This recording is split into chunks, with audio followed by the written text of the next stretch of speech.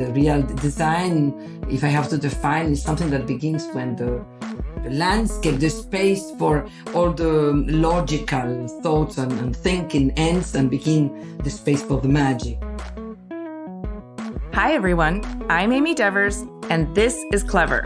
It's our 200th episode, and we are celebrating with a very special guest. Today, I'm talking to the phenomenal Patricia Urquiola. Patricia is a true powerhouse of design and is widely considered to be one of the most lauded, in-demand, and influential designers of our time. Her prolific and profound contributions span architecture, interiors, product, furniture, textiles, fashion, art direction, and strategy consulting. She's made an indelible mark on the design of the built world through her now iconic works that offer a unique point of view with an approachable warmth and vibrant presence. She works with important international design companies, including Alessi, B&B Italia, Capellini, Ferragamo, Haworth, Cartel, Quadrat, Louis Vuitton, Moroso, and Rosenthal.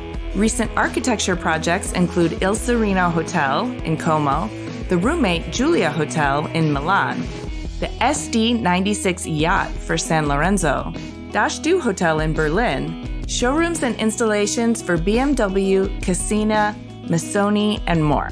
And since 2015, she's been the creative director of Cassina. There are just too many accolades to list here. She's won several prestigious international prizes and awards. Her work is exhibited in museums the world over, and she has many times been named Designer of the Year or even Designer of the Decade by prominent international design publications. Her studio, Studio Urquiola, founded in 2001 with her partner Alberto Zontone, is now a team of around 70. With 18 nationalities represented and 15 foreign languages spoken, it's a very international community, with designers and architects collaborating in the most interrelated possible way. Studio Urquiola is frequently asked not just to design objects and architecture, but also to think about the future of mobility, workplace, and production cycles. She also leads the companies she works with to change, evolve, and innovate by reimagining entire processes, creating links between heritage craftsmanship and innovative technologies, and upcycling waste material.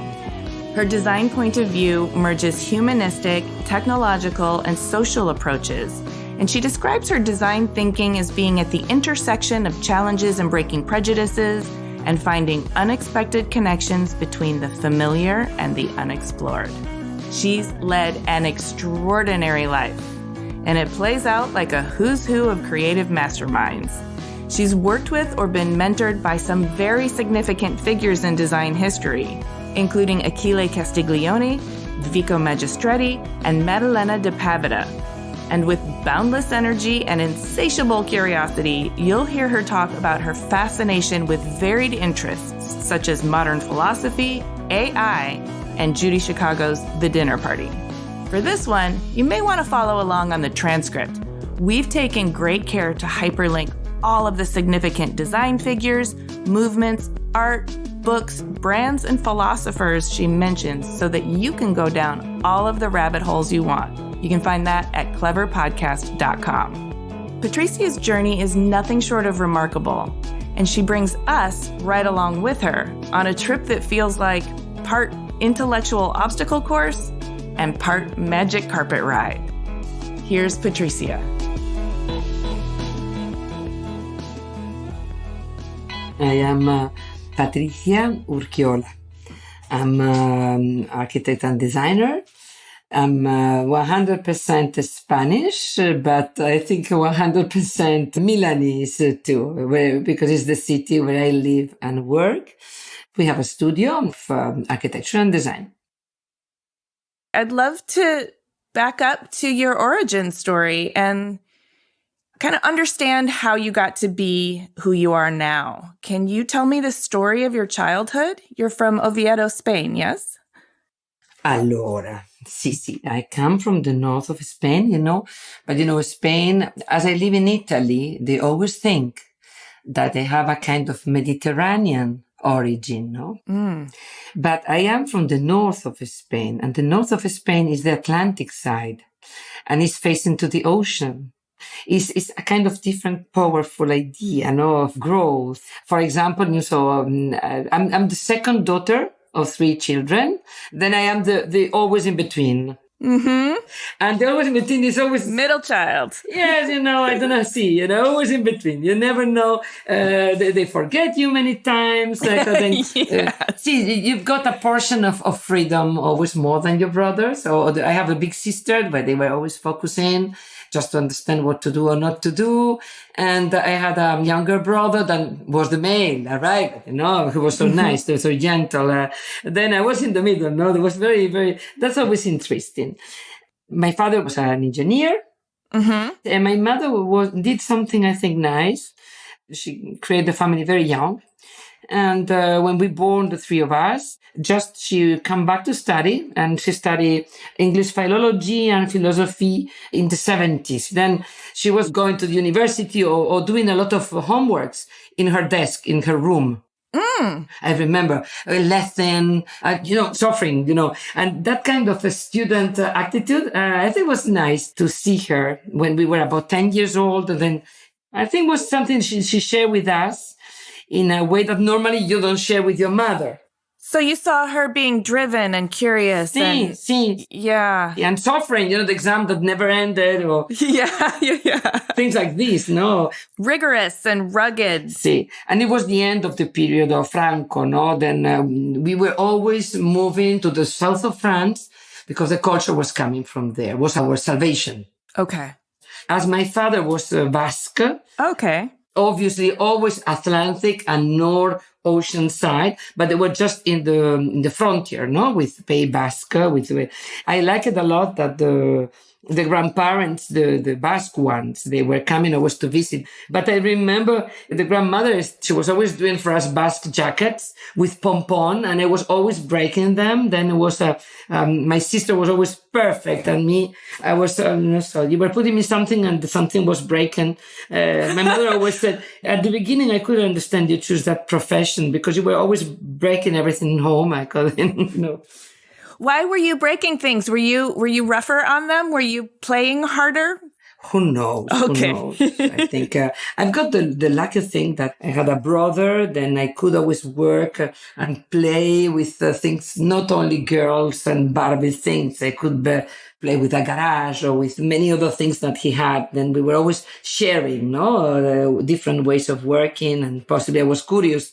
And then you dismantle everything, no? That is a very good... Yes, taking things apart. That makes perfect sense. Yes. And this never get right anymore, that is surely... You still got it. And then I grew up in this part of Spain where it's a culture quite interesting because it's about rain, about the seaside, the beach. For us was always a beach, that was in a space with the same name, but it was always relative to time because sometimes you could walk and go to the beach because it was not raining. Mm-hmm. But secondary thing, because it was big and was large, then you could walk. The tide was the right tide. But in other moments where there was no beach, then this idea of beach, I think gave me the idea of temporality a lot in my education. Oh, that's really interesting. Yeah. Those things, you keep them with you, for a long time. Or for example, my grandfather had a house just nearby that beach. We were always going in Salinas. In summertime, a lot of surfers were coming always to that beach. And in front of the house, there was a big window, the biggest in the house. And then there was a little chair in wood with 3 legs, micro chair. Then good for me because I was really piccolina, really little. And I even ate sometimes the flies coming to the grass. Then there was, this girl has problems because I was 3 years, I think was quite little, but I was there sharing the view, and then sometimes I was eating a fly. They were saying, why she eats flies. Wait. You were eating flies. I don't know. Yes, they always said that to me, that when I was little, perhaps some problems, they were already, very present. You were hungry for life. Who knows? Poor little flies. But I mean, that sort of makes sense to me, the temporality and then the theater of the ocean in front of that framed window and you sitting there on the little three-legged chair eating flies. What a picture you just painted. I see, but I remember that perfectly. My mother was one of the younger sisters. She had two elder sisters, and then there were always cousins but they were always 15 years elder than me. They were always coming from London when I was young. Oh. Then I was completely absorbed by the things that were coming in summer to that house from my cousins. So that was fantastic. Yes. So aunts and cousins coming from London, bringing a sort of cosmopolitan cultural influence? Something different. Yeah, something different. Yes, always. And older women have a certain mystique to a young girl. A lot of women with opinions in my house. Yes. A lot of crossover of that. Fantastic men, blah, blah, blah. But I think girls were very alive. For example, another decision that my parents had when I was adolescent. Okay. In that period, my mother, when more or less Franco died, and it was quite the end of 70s, and my mother wanted my father to go to Ibiza to have a place there, because they were saying Spain is not enough. We need a place that is changing our life, because really they needed a place to trust other things. And they got a very easy house in the countryside that, in that period was everything very hippie and very easy. Mm-hmm. And that was another very good idea, because we were moving there in summer, and Europeans, we do quite long holidays. And then after school, we were moving there, and then everything was changing completely. Then Mediterranean, no rules. This island went to move from one place to another place. It was something really different, really very good. A lot of macrame and... Yes, end of the 70s, that would be macrame. Si. Can I ask you a question? When you say they took an easy house, what do you mean by easy? Today, when you say Ibiza and a house, you think that, it was what a privilege. And in that period nobody wanted to go in Spain to Ibiza. They were not Spanish people. And it was a place, there were not a lot of policemen, very easy, with a lot of EVs, low profile, My parents, they were about 40 years old. And then they said, we need to go somewhere which is different, because they got in love with that, to understand things different. My auntie went with her family. She got another house there. Then we were 20, 30 person of family together in a garden, doing a family. Oh, that sounds amazing. Super nice. I say thanks to them. Yeah. We're still doing it. Oh, amazing. How wonderful to carry that on through the generations. So it sounds like your family was very strong and opinionated, but also very open to new perspectives and actively seeking out changes of scenery in order to keep their minds and opinions evolving. Well, I think in that period, a lot of people were like this. It was a fantastic generation, people moving in that period. And so you're an adolescent in this period. It sounds very formative. Most teenagers go through some growing pains and have some angst or awkwardness, and sometimes getting ourselves into situations where we feel like we need to rebel, or where we need to really, really try on a new identity. I'm just wondering how you sort of worked through that stage in order to become an adult. Can happen when you are adolescent, can happen when you are a bit elder than adolescent, but tendency a kind of temperament which is in some way creative, many times has a kind of fight in relation with what is the certainty of his own comfort zone, which is the family. And it was not easy with my parents, because they were really open to evolutive things. And I was saying when I was 13, perhaps I would like to do architecture. And my father said, "Oh, that's fantastic. When I was young, I was not so good painting and drawing, and was so academic architecture in his time." And he was saying it was ridiculous, because I think it was not about creativity. It was only about academic Ah. I'm very happy you can get into a work which is going to be creative but at the same time you are going to relate to space. The problem for me was not so much to get big discovery. Then I was the one in the middle that never knew what I was doing. That it was very easy to disappear and to do things because they were not focused in the middle one. What I needed when I went to Madrid to study architecture, after 2-3 years being there, I was always a good student. That was something that for me was natural. Okay. I was always reading, studying, and then they didn't look at me a lot because, she's a good student and nobody looks at you when you're an adolescent. This is a very good thing. You want to have freedom, good student. Then nobody knows anything about all the horrendous things you can do. That is the good news, no? Okay, so you were stealthily taking advantage of your freedom and hiding in plain sight because you got good grades and you were the middle child.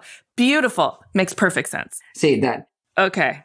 But when I was in Madrid, what I never could explain very well why I needed to move from Madrid to Italy. I needed to get new experiences, to change. At the end, moving from one country to the other one and getting out of my comfort zone, that is the argument. I think in some way, or because you discuss in family, or because there's something you need to create a distance with what they gave to you, what are your roots, even if they are fantastic or they are dramatic. I think many creative people, we create a distance because you need to find your roots, your personal roots. Then you need something that is very personal. I don't know, has to do with identity. And perhaps you take 20 years to do it all your life. But you need that distance because good things never come always from so comfort zones, no? Right. So it sounds like you felt a combination of needing to sort of separate yourself from your comfort zone so that you could stand on your own 2 feet and really sort of investigate what it is that is meaningful to you separately from everything that you were offered. And I'm just wondering, at that point in time, you're looking at it with hindsight now, so you understand maybe where it came from. But at that point of time, what did it feel like to you? Like you just needed to get to someplace different? When you are young, you have nothing. You have nothing in your hand. That is fantastic. First thing. It's not so bad news, I think.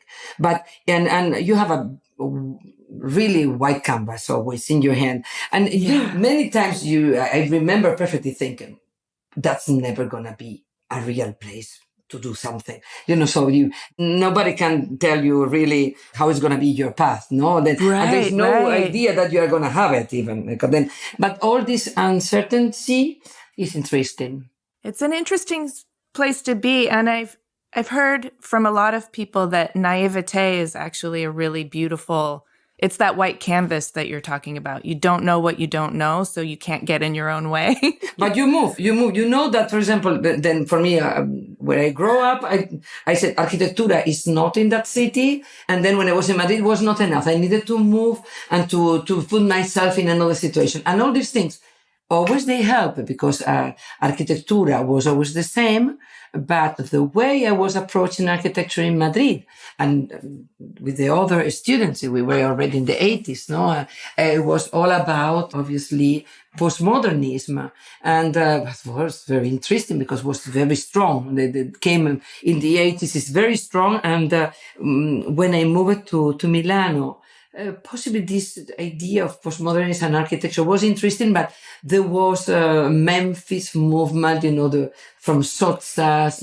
Yes. There were other kind of things more related to tools for living in another way. There were the last interesting revolutions, very movements that I think for me were very interesting. And the last, at the same time, rationalist. They were already teachers. So they were architects as education, but they were working as designers too. They were writers. There were many things. And there was a kind of magic rationalism.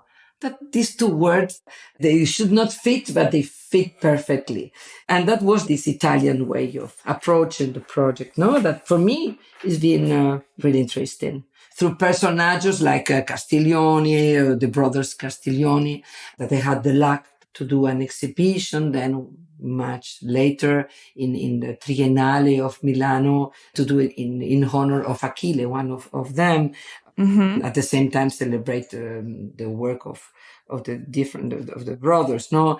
Personage like Solsas, as we were saying, and that is a personage incredible. I think that is the way he make us think about, the project that, always saying, for me, the real design, if I have to define, is something that begins when the landscape, the space for all the logical thoughts and thinking ends and begin the space for the magic, no? Then I like a lot this idea that always, putting the concept of design in a space which is making you move through other energies, no? And I like it a lot. And and there were coming many personages. There was one teacher that I like it a lot, and it was Maldonado. Tomás Maldonado. He was coming from Argentina. He was artist and doing a very interesting contemporary art approach with his brothers, because it was a kind of family, very interested in that way. Then he went to Europe, went to Ulm, that you can imagine that is the school, after the heritage of Bauhaus.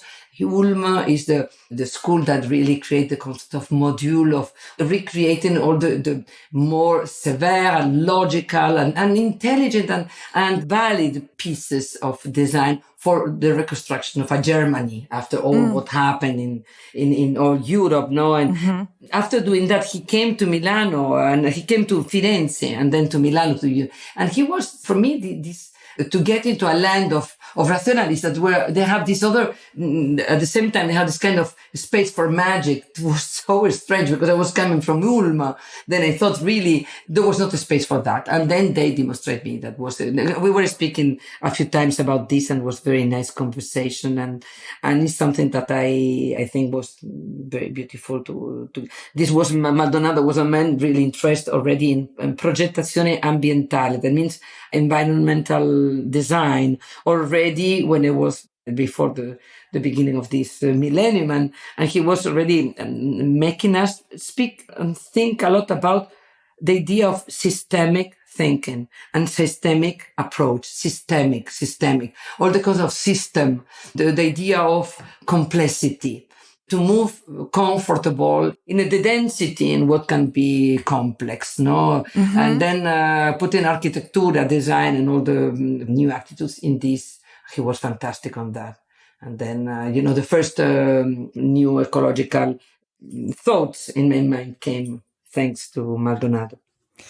That sounds like a really, really fertile time. I can hear the way you speak about it, that it really lit you up. You don't know very well what to do with all these things when you are young. They are there, and then the time helps you to work on them, no?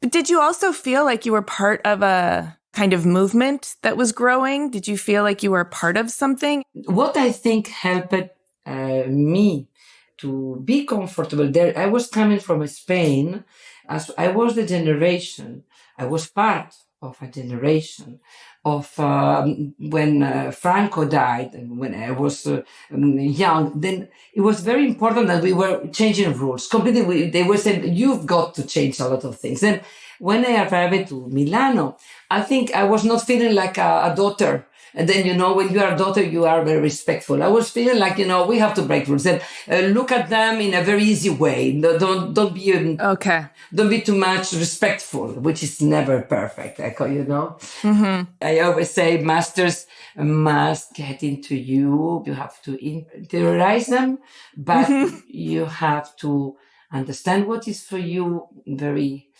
important for someone else. What can be a master for me can be thought in many ways, but then you cannot go out with an output that is too much relative to their work. Right. You must come out with your own output, which is nothing to do with all the incredible energy that you absorb from a master, no? Yes. Then that perhaps is in my generation in Spain was very clear, because really we had to change many things. I don't know. For me it's normal. I hope that for many people too.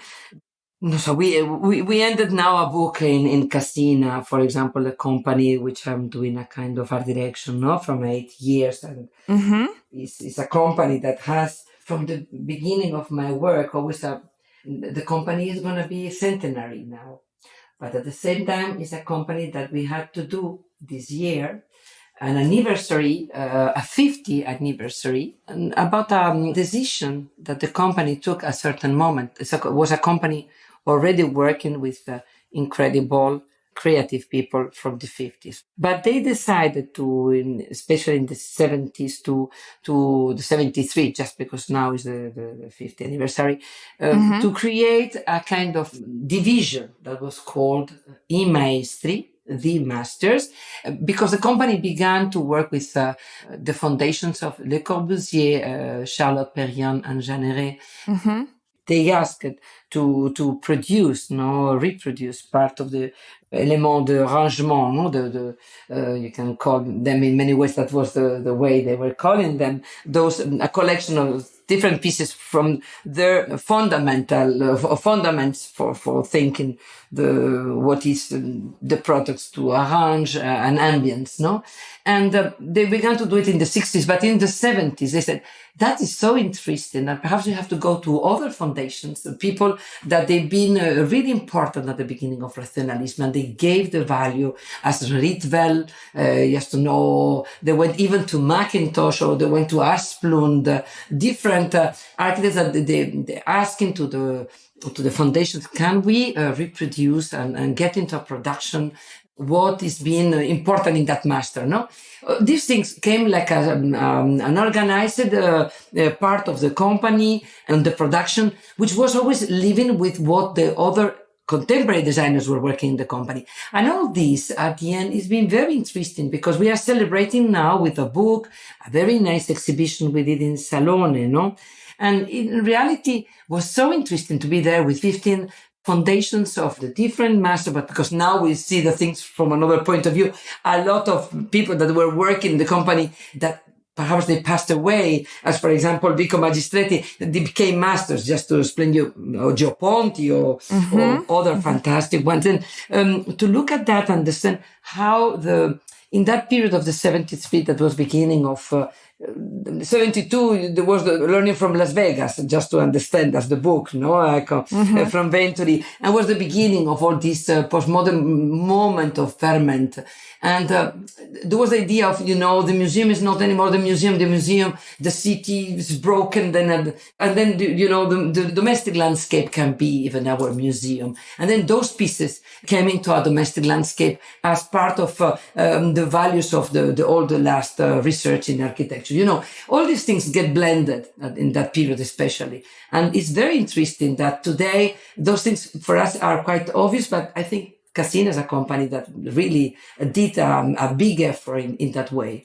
And I'm very honored to be working with them. And then we come back to the word masters, as we were saying. Masters is something that people that they had a lot to say in a certain moment, and they did a lot to change, a lot to do in a brave way. And those pieces they got through time, filtering the values in a fantastic way. And many times they came into our domestic landscape, and it's very interesting that to defend a company that is still doing all this with a lot of attention, obviously is not the only argument about design.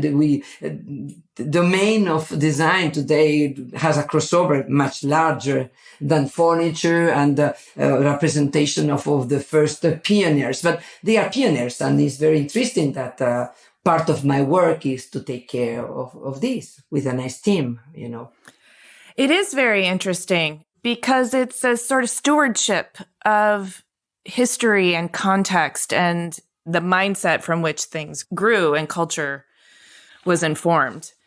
So that's your art direction with Cassina, which you've been doing since 2015. But I do want to set the stage for your very early career. From your studies in Milano to your early career, how did you get your professional footing? First, it's fantastic because you never think at the beginning of your career that you could ever have your own studio. It's the first thing that is fantastic. How we get into this work because you like it and because you think I want to work with someone which is good because as I'm never going to have my own studio because that was for me, I thought was quite impossible. Then I went to work with De Padova. Mm-hmm. De Padova was a company. They were editing design because already in the Faculty of Architecture in Milano, there was a lot of design inside my education. Then design and architecture, there were two levels of project that could live together. And for me, I was comfortable in that dimension. Then in De Padova, I knew that Vico Magistretti was working there because he was the companion of the woman, Maddalena De Padova, the owner of the company. Then I said, if I go there, perhaps I can work with him. Then he was part of my... And then this happened. I've been there about 6 years, something like this. And I had the luck to work many afternoon because he was in a certain age, this... designer and architect Vico Magistretti. He was in a moment of his life that he was calm. He was teacher in London. He was teacher in Royal School of Arts and he was coming back. But in the day, normally in the afternoon, he was coming to us and I was the technical office. Then there were not a lot of people. Then really there was a very direct relation. He was always saying, that today, for me, I'm like a good doctor. Sometimes I go to a convention out of my city. Sometimes I go to teachers, sometimes to London, which is a honor. But then my life has a kind of routine, no? But you are not gonna work anymore in that kind of routine. He knew already the complexity that was coming, no? And I liked that because he was saying, don't be afraid. You've got sign, go on. He was always so nice saying, for me, it's been very, very important. Him as Maddalena De Padova. And they made me do the first piece of design, signed piece of design and things like this and co-signing. At the same time, I opened a little studio with two of my friends. They were students with me in architecture and we did a little studio. It was super nice, but was not working. I understood that I needed to go back. And to do something more. Then I began to work with Piero Lissoni, that was an architect, which is like a big brother because he's more of my generation, just a bit elder than me. And he had already a studio that was running, working very well. And he was working with Capellini, with companies that I thought in that period were fantastic. I worked with him 5 years. Then I closed my studio. I worked for another studio. Then I went back and then that was very important for me because that gave me another and larger vision, another time. And then arrived already the 2000. And then I said, okay, open my own studio. From that moment, I began to work by my own, and things were much easier than what I thought. Well, that's good news. Why were they much easier than you thought they would be? Because when you're young, I think many things are very easy because I think it's important to approach what's in your hand to live. I was comfortable, but as having the responsibility of studio and have my voice and to can live from that, that was complete. I thought would be more difficult. And this, when I began, I think I had already a path. Things were working. People were curious. Then everything was fluent. No, there are different moments in your life that you find a wave that moves you in a fluent way and can be in different. It's not only in a professional way. Yeah? I'm speaking in many ways. Yeah. And in relation with, I have two daughters with 10 years of distance in between them. I've got to have to find many times the wave to get into their path, and but I was more mature than for me was an exercise more comfortable to approach. But I think there are moments when you say that I want that, to say, I don't know how, but then you get onto that and things are fluent. It's not always fluent. It doesn't have to be. Now we are in a moment we are looking, I was listening, the conversation in between, Harari and Mustafa Suleiman from The Economist, Mustafa, the man who wrote now The Coming Wave about AI and Harari, the philosopher from Homo Deus, and a serious conversation about AI. If AI can agency, even if it can have as Suleiman was saying, a kind of empathic way of agency. It's a serious argument, capito? Then we are getting into another conversation. It was a very interesting conversation. I just sent it to my daughters immediately, capito, to say, let's get informed about what is in this moment, this serious agent of uncertainty that we have in our hands. Yes. It's going to be very good. It's going to be complex. We are going to, the human side is going to be in a side, because that's going to come a kind of more intelligent agency of problems that at the end, how can we manage many of those things? No, it's not only about, I'm a creative, they are going to take me my energy. It's not so little arguments. It's a serious, enlarged argument. So it sounds like you're avidly, voraciously curious and consuming information and really grappling with the complexity of AI and the coming implications and sharing it with your daughters, which I love. But I've got a daughter which is 18 years old, and she's beginning in London in the university to do architecture. Oh. And I was saying to her, then we went to see the exhibition of Marina Abramovic. That was an incredible, finally serious exhibition about the whole work. And he's a person that I had the luck to know, and sharing with her, with Sophia. It was very interesting to get into that. At the same time, getting a book for that, and then, and saying, now you are going to get into this faculty, speaking about architecture, in the middle of this wave. What is happening? Then it's very important that we cross over a lot of information. Yes, surely. Yes, absolutely. And what a beautiful picture you just painted of a very intersectional experience in terms of being with your daughter. There's a generational component to that. There's a art, architecture, tech, AI, human evolution kind of thing going on. Marina is the first woman doing an exhibition in that museum that is at the end of the Royal Academy, of Arts. Finally is done, and is first woman, but she's all about many virtual and, spiritual and different ways to research our possibility of communicating with others, or the antennas of art, Then I think it's very interesting, because in this moment, I think her energy, her human energy is very interesting. And it's very nice to connect these things, Yes, I love that you explain it as the antennas of art. That makes me want to ask you about the virtual and the spiritual and the AI. What's your relationship to all of that? Well, AI, I don't know how to put so well in the middle of that. Yeah. We will see, because it's more about intelligence that is getting more intelligent than us. Then perhaps it's not about, the magic or what you were saying, which is the more spiritual. I think we are in a civilization of which is very relative to image, not to the perfect image. I think in moments like this, where, even if we have a photo, an image of us that gets into the net, in that virtual, as you are saying to me, in that virtual part of our life, even, we modify that to make it even more perfect, this society of image, which is, I think, in some way, I think in this moment is a moment to understand what is in the back of that.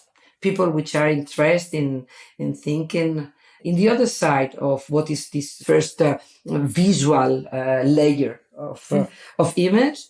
There are many ways, many different artists or philosophers or thinkers, or many ways. I think we were friends with a person that I've been including a lot in the work we were doing with Cassina, or with different things, which is Emanuele Coccia, and he's a young philosopher, Italian young philosopher, teacher in the École des Hautes Études à Paris, in Paris, and he teaches a little bit in Harvard last year. And then he's a man very open and to interconnect many arguments. He did a book about the philosophy of home, and we have a lot of nice conversation about, today, even as designers and architects, the way we control the space is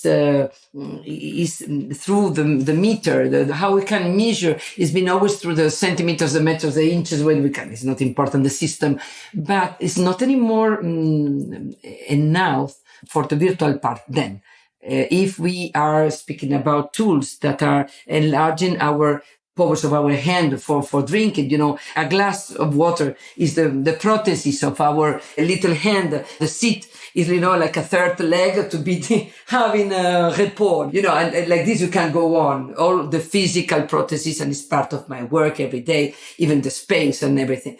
But the prosthesis of our mind, he was doing very nice tests about this. The prosthesis about our mind, they are very different, as the smartphone.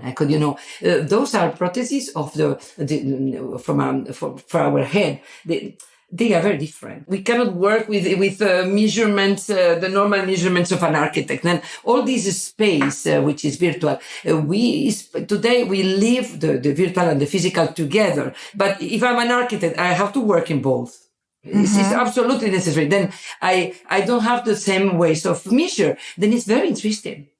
Yeah. Then I think we have to enlarge the instruments to create a project. And there is a lot of space. There are corridors of communication. I remember, for example, Guarda, during the pandemics, and I was in home, like everyone, trying how to enhance my work, to work, for example, with Hayward, which is a company that we are working for 10 years. And at the beginning, when they asked me to not only do product, but to do a work that was a bit more enlarged, to interact with the space, to interact with the teams, different teams of work, to work in a enlarged way, to work as architect. We did an hotel Hayward. We did it in that period, even without me going there. But at the beginning of our relation, I put a lot of energy saying to them, I'm not going to be all the time with you.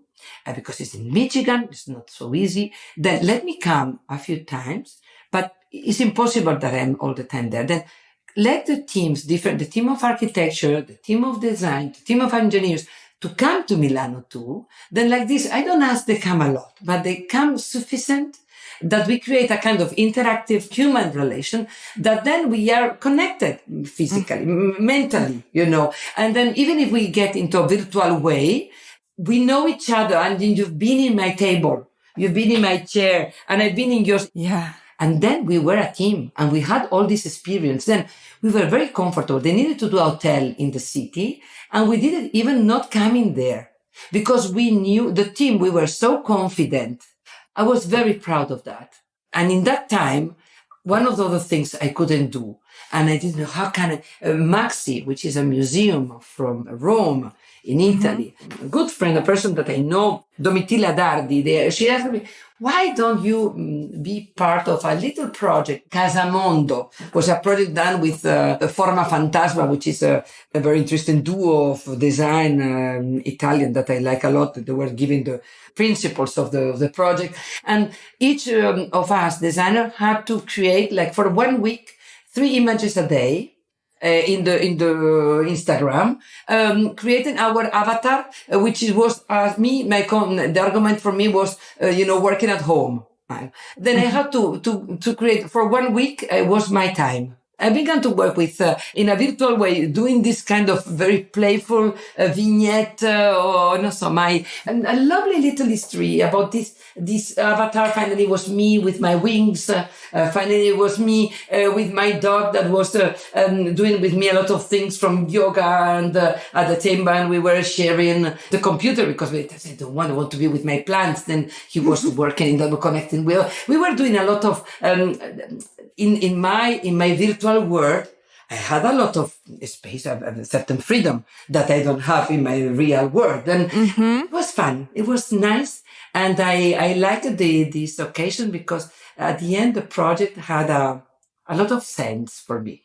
Then make me think, if I think, from this point of view, is so different because I have the metrics are others. Then I have other space of freedom for doing it, other limits, but other space of limit. Then it's been very interesting. Then I said to you 2 examples. Now, in a period where I couldn't do anything more than taking care of your plants in home if you have them, or your family or making the bread, as many people did. We share things in different virtual ways. If we were doing a map of each person, each one who could do in a virtual way, really, how was his own experience? It's very interesting.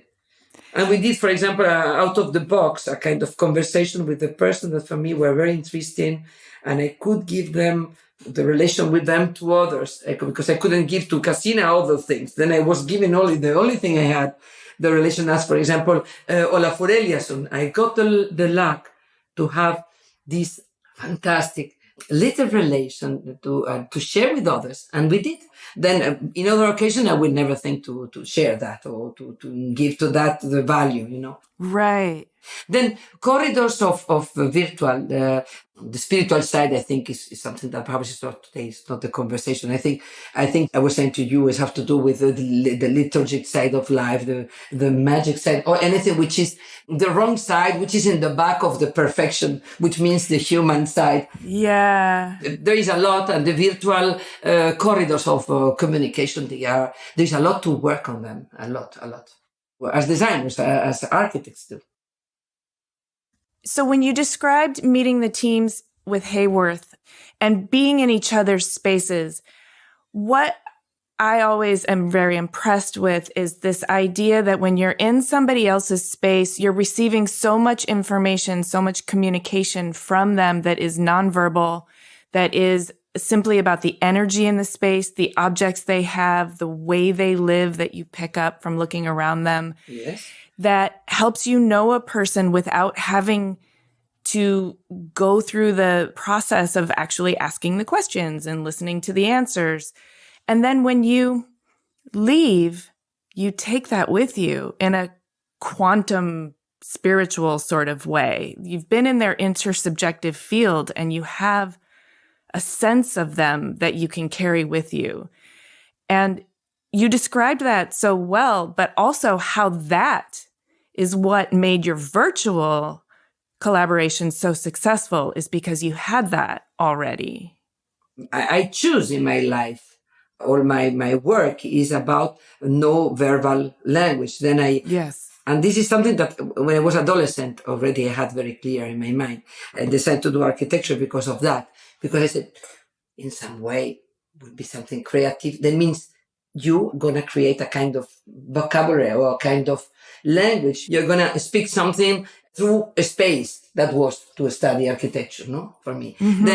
And it's still been, for me, very important to stay connected to think about materia or regenerated materia, which is one of the most fascinated, and biomateria. Then another argument, which is even the one which is, I hope, is coming into the real system of tools, like in these 5 years that AI is going to change everything, I hope that other things are coming too, because even if they are not going to be any more important and we are going to become all of us just little gardeners, but I would like to have the tools to get into better conversation even with my plants, and to understand how to have many new tools, to understand many things from all the other species. I think.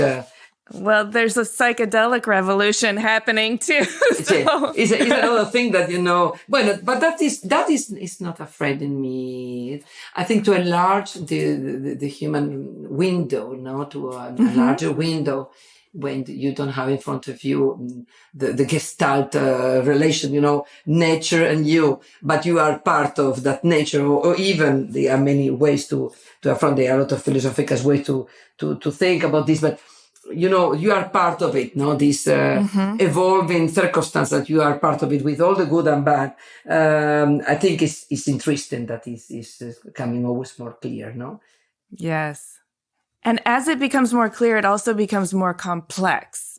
See, I was listening the other day, this person that we're speaking about, listening to the language of whales, because they, marine biologists, use this technology to make contact with them, just to understand many things that are going to be very helpful for the new kind of languages.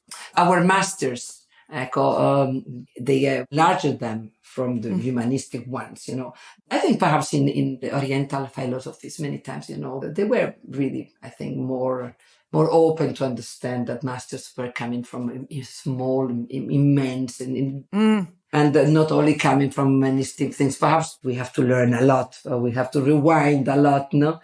But it's how much in this moment with the companies we are trying to look and say, allora, are we rethinking the processes, the way we do? What about the whole company? Rethinking how to really understand material in another way, or the way we get into the technologies that for years they were just renovated but growing. Now we are not so much interested in renovating and growing. Perhaps we are doing the same product with a technology which is less important or less new, but perhaps we think is renewing other things. So we are really looking to the way we produce in different perspectives and crossing many of them. And I think that is very interesting, Echo. I think the parameters to define what is good and what is not change so fast that we have a kind of period that there is not a set formula. And it's very interesting what is happening in this moment from that point of view. As you're describing this period that we're in, where we have to rethink everything and the parameters are changing, do you recognize yourself as a pioneer of a new era? I think if I say no, because I feel I am a generation which has been in the middle of passage. Then all of us, we are when you say you define yourself as a designer, we are in a moment when we say we are all designers. We even we understand that plants, they being the first modifying, they were the first designers, and then the strong designers. Then what I say, pioneers. Perhaps I am part of a generation which is in the middle of two ways of thinking. Possibly, I come from a generation that they was so materialist in some way, but stupidly materialist that finally today, perhaps we become really materialist because we understand and we focus on material to understand. Finally, we use the word in a way that perhaps has a possibility, also to make me think in a positive way, get really materialist, get us really concerned. And so I think, I hope the young generations which are in front of me, they are the ones they are really have in front of them. So if I feel like a generation of passage, me more, you know what I mean? Yeah, you've described that in so many ways, this temporality, these corridors of communication, the passages of your life, and also we are pioneer in this, and this is possibly because we need to approach this in a different way.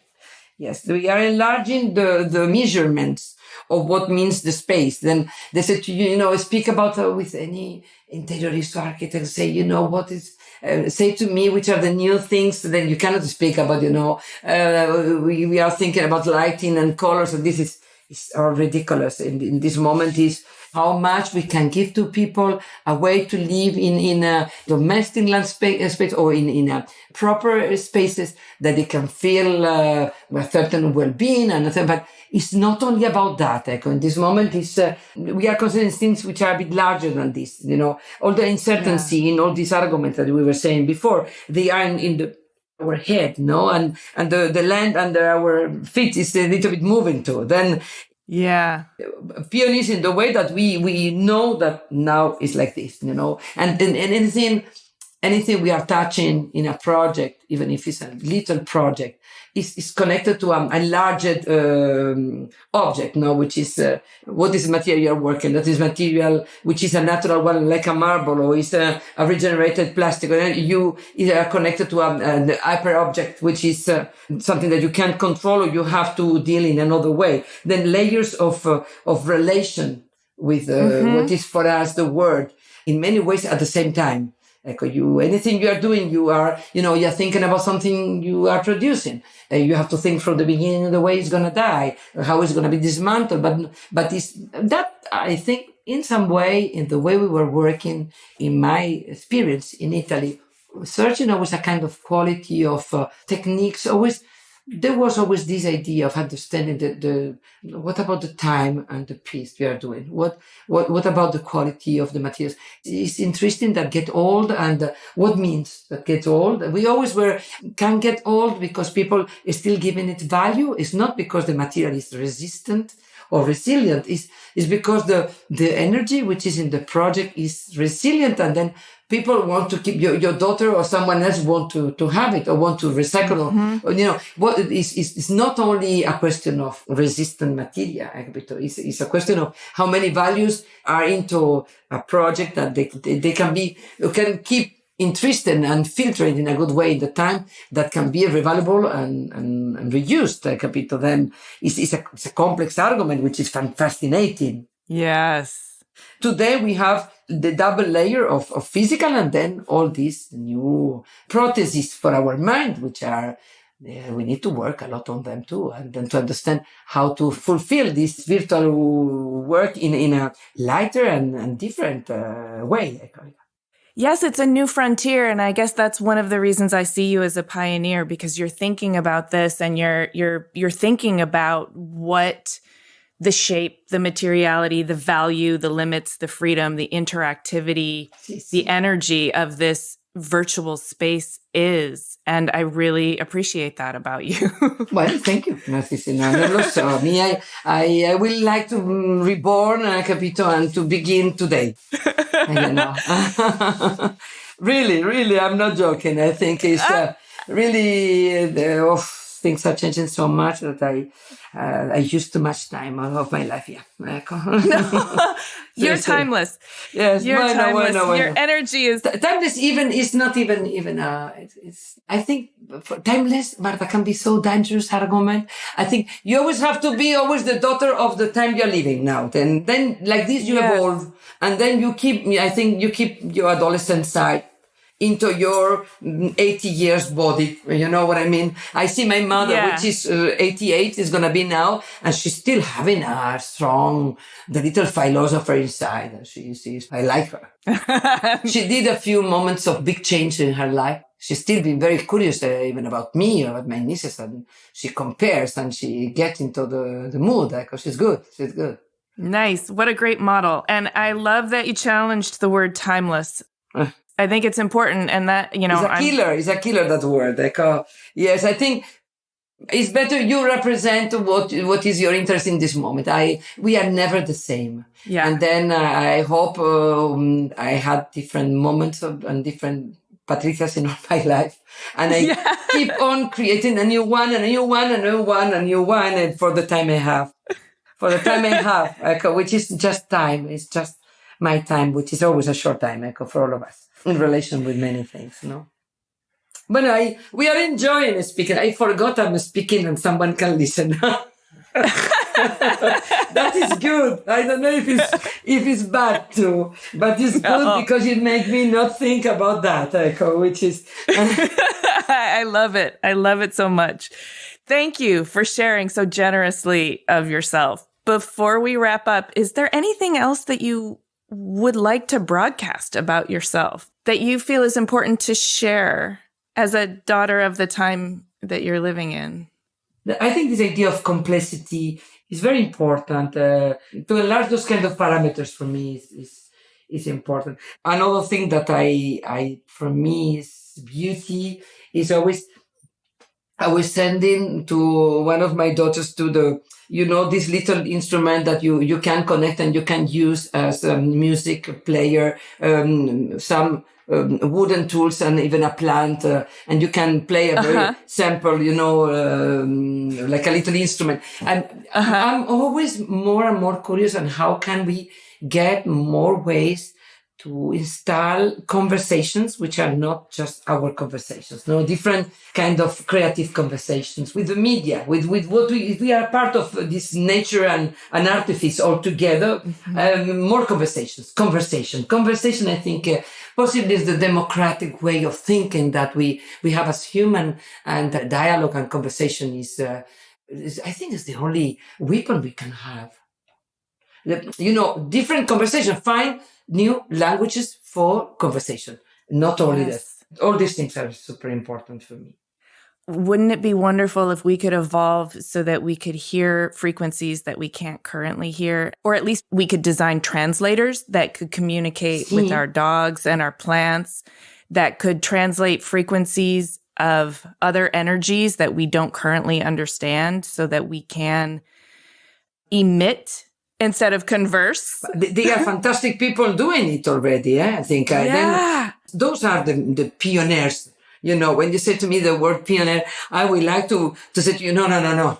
I want to be, this upgraded pioneer, which is 6 now, then they are doing this. That would be fantastic to go to see Donna Haraway in Santa Cruz, that she's like, for me, like an El Dorado, this incredible biologist and feminist and philosopher. I think in art, she gave a lot of energies. And to go there one day, I will love to arrive and say, just hello. I even look at, I love to look sometimes in Google Maps, the time from one place I like to another place I would like to be. And more or less about, I think, 10 hours, I think I will arrive to the hotel where Judy Chicago lives in the Belen Hotel. I went to Brooklyn to see her. One of the work she did, there was this triangular table with all the voice for the woman that never had the voice and blah, blah, and fantastic. I have the book too, and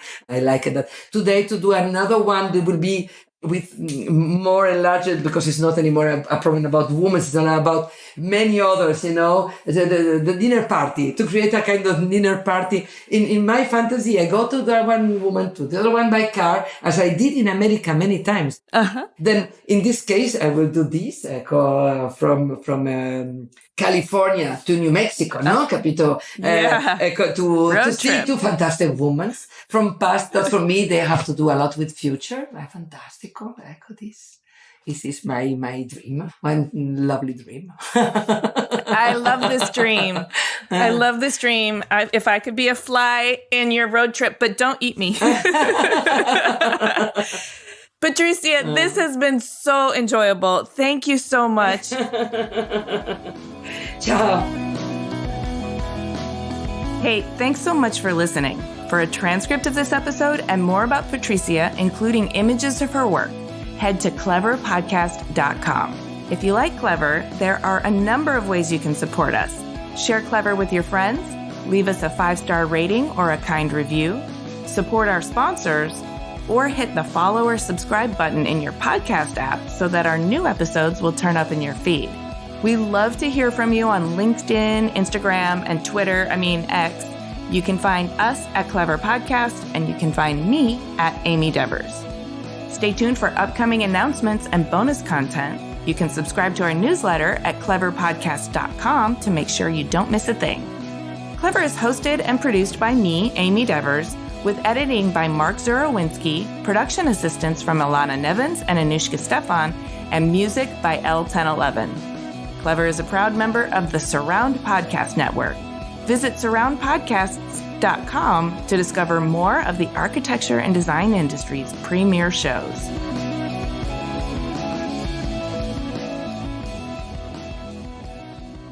And we are going to become all of us just little gardeners.